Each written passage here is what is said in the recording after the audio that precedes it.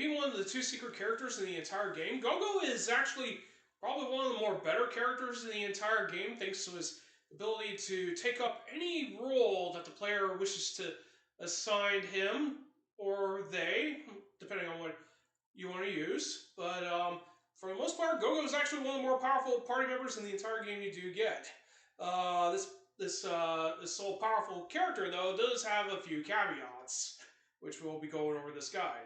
Hi folks, I'm Storm331, back to doing some more Final Fantasy VI player guides, character guides. We'll be covering Gogo today, and right after that we'll go straight into Gao. There are our final two characters that we'll be covering, and once we get these guides done and uploaded to YouTube, we'll be officially done with the character guides. So we're getting them all done today, so we don't have to do any more of that for a long while. Anyway, I hope everyone's getting more use out of these guides. We do have the Zetzer guide now officially up on my YouTube channel, so be sure to check that out, as well as all my past guides for Final Fantasy VI characters. If you do enjoy the content that I've been putting out, feel free to sub to my YouTube channel.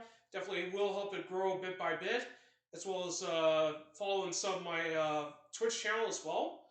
And anyway, let's go ahead and get started with this guide. We'll be going over Gogo's an overview of the characters, his strengths and weaknesses, his skills, and recommended in-game equipment, because unfortunately he cannot equip espers, but there is a way for him to learn magic, though, believe it or not. So anyway, let's go ahead and get started. So as a playable character, Gogo does not become playable until World of Ruin. He's one of the two secret characters players will recruit in the World of Ruin, but his recruitment is very unique because the player needs to have their entire party being inhaled by the Zone Eater, and then you gotta make your way through the perilous areas of the Zone Eater, which if the monsters don't get you, the Blind Man's Bridge and the Collapsing Ceiling will. But once you make it through all of that and solve a few more puzzles, Gogo will be available for recruiting, and he will mime the returners in their quest to save the world. So Gogo is a lot more different than most characters. This isn't his complete stats, his original at least, but he does get a few notable increases with certain equipment, but his initial stats are 25 on strength, 30 on speed, 20 stamina, 26 magic, 36 HP gain, and 12 MP gain. So basically, Gogo's stats are kind of like Strago's, being extremely poor, with his agility being his only real standout issue at 30, but his strength is arguably the lowest in the entire game, along with Strago's. They're both tied for that, being the weakest in terms of physical attacking.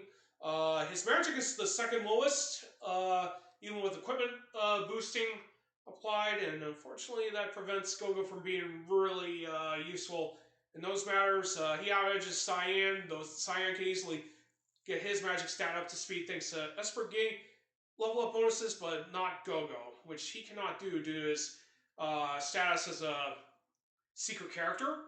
The fact that he cannot learn magic through Espers also prevents him from equipping the Curse Shield and decursing it, and that's because, unfortunately, he cannot learn magic through Espers, so therefore he cannot gain AP like the rest of the party. But he does get magic, of course, through another unique means in general.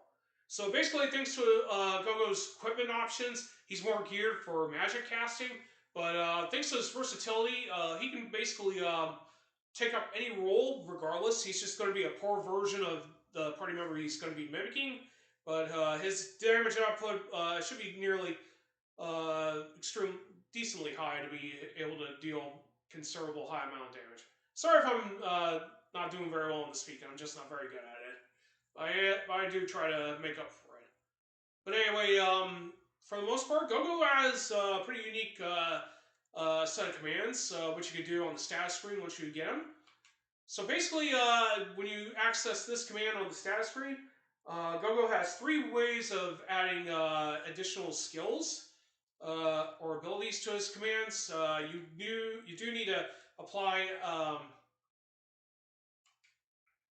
these changes on the status screen. So if you want him to have regular attack, magic, and items, you can assign those commands there.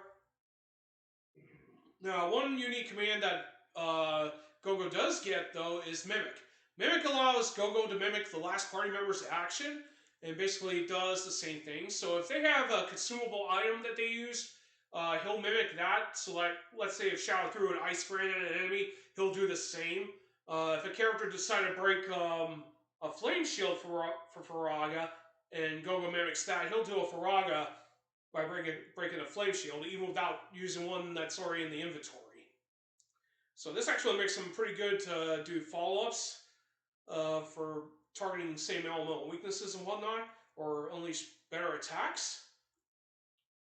So in addition to his basic commands, he also gets the following abilities. He gets access to Lock Steel, Cyan's Bushido, Shadow's Throw, which he'll have if you kept Shadow alive and saved him before finishing the World of Balance. Otherwise, if you left him to die on the floating continent, you will not have access to Throw. He will also have Egor's Tools, Saban's Blitzes, Celestis Runic, assume if he's equipping knives that are allow him to use Runic. Of course, Bushido, of course, is also needed if you have either katanas or anything that lets him use Bushido. Lore, Strago's Lores, Gal's Rages, Mog's Dances. Now, one thing to keep in mind is that if you do not have Mog on your team in the World of Balance when you complete it, this will not be in those commands, because that won't be there. Otherwise, you'll have to recruit Mog, get those dances, and then he'll have that ability. Realm Sketch and Setzer Slots. Now, one thing to keep in mind is that he will never have access to Terra's trance ability, and that's because Gogo himself is not really part Esper like she is. He can also not mimic Umaro's attacks like Slam, Ally Toss, or even his Umaro's own version of Snowstorm. Not to mention he cannot equip Umaro's exclusive relics. He can equip, however, Locke's Thief's Bracer and Brigand's Glove. He can also equip Realm's Fake Mustache for control. And he can also equip the Hygi's Jayed for Guild Toss. So any exclusive relics from those characters he can equip just as well in turn. But he cannot equip Umaro's. So one thing to keep in mind, though, is that when you're going into Cultist Tower or in Cyan's Dreamscape, you will need the attack option to actually access Magic Attack commands or even access magic on the Cultist Tower. And that's because you cannot have any other abilities for Gogo to use. He has to have that attack command to properly use those if you're planning to take him to Cyan's Dreamscape or go to the Cultist Tower. Because obviously you cannot use magic in those unless you have regular attack.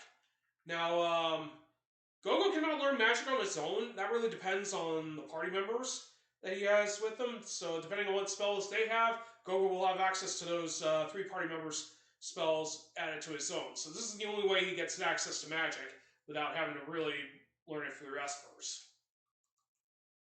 So anyway, that goes over mostly Gogo's skills. Now, basically, since Gogo has very limited equip options, the ideal helmet is Circlet and Magus Robe. Magus Robe gives him a +5 on magic, whereas Circlet will give him a +4 on magic, as well as give him a +2 on strength, +1 on agility, and +3 on stamina. Paladin Shield is probably my go-to option for Gogo because he does not have anything, any noteworthy equipment that can basically help him. One thing to keep in mind, though, is that in the Game Boy Advance versions and all other versions, Gogo cannot equip the Hero Merit Award, so he cannot equip any of the other gear outside the SNES version, unfortunately. Now, the Gladys Knife is not exactly a bad weapon for him to use, but if you want to boost up his magic even further, the Magus Rod is possible, assuming if you're willing to take your chances with the Tomberries at Dragonet Coliseum, which will give him another flat-out +7 on magic. So if you combine this with the Circlet and Magus Rod bonuses, he'll get a good walloping 12, which will make his magic stat up to 42. But there is hardly any strength gear that Gogo can use that can basically boost up his strength outside of the red cap here. But technically you want to prioritize magic since he will get more use out of magic than strength in general. course, with all of his other skills. He's a good candidate for using magic, blitzes, and even lures, if you're going down that route. He can also make do with Edgar's tools or even Shadow's throw if you do decide to get those. And he's also a good backup thief in turn if you have multiple thieves bracers. Just keep in mind though he cannot make full use of the thief's knife because only only Locke and Shadow can use the mug feature on that weapon. Whereas if you try to give that to Gogo through other means, he will not be able to do that like those two characters. So basically that covers Gogo's guide, and I hope this guide will help any newcomers and beginners get into Final Fantasy VI a lot more easier. And I hope this guide's been very helpful, and the others have been very helpful. So once I take a small break in a bit to drink up some water and get myself ready for switch locations for Gao's guide, we'll get to that as soon as we can. So hang tight, I'll return shortly, and thank you all again. As a friendly reminder, be sure to sub to my YouTube channel for more content, and anything that I put out on the channel it definitely helps it grow bit by bit. And don't forget to follow and sub to my Twitch channel as well, because that also helps grow bit by bit and encourages me to do more content as well. I'm RotorStorm331 signing off. Have a great day. Take care, and I will see you all in a few minutes. Have a great day.